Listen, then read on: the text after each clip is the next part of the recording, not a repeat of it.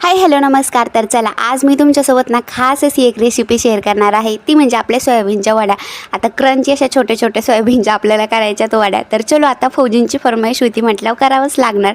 आणि सायंकाळची वेळ पण होती, मस्त असं वातावरण होतं, छान असं थंडगार। तर लगेच इकडं बनवायला घेतलं। एक 10-5 मिनटं अगोदर आहे ना इथं सोयाबीन भिजण्यासाठी मी ठेवलं होतं ऑलरेडी। मग ते काहीतरी असं पिळून एकदम छान असं घेतलं कोरडं करून।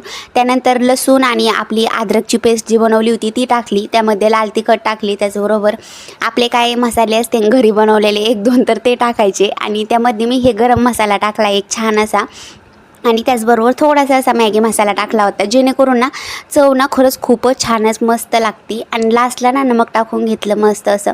हे सगळं काही पॅटर्न ना थोडा आपला पाण्याचा शिपका द्यायचा वरून, आणि सगळं काही एकत्र असं मस्त असं करून घ्यायचं, जेणेकरून एकजीव केल्यानंतर ना सगळं काही मसाले वगैरे त्याला लागून जातात सोयाबीनला।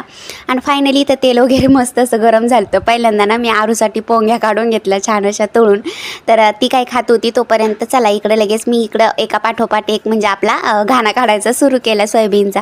तो एकच नंबर टेस्टी अशी आणि खरंच खूपच क्रंची असे सोयाबीनचे आपले वड्याच म्हणते आता मी, तर त्या काहीतरी झालत्या छान अशा। तर चलो आता आज काहीतरी नवीन असा बेत होता, सिंपल असा आणि छान असा।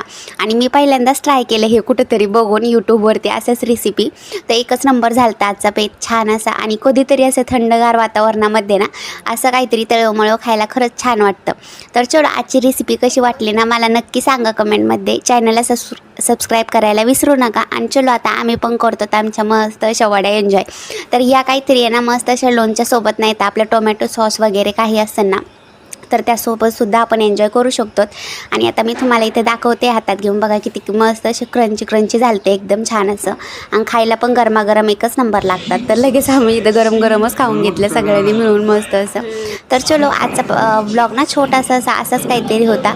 तर इथंच थांबवते आजचा ब्लॉग। कसा वाटला सांगा कमेंटमध्ये। तोपर्यंत बाय बाय।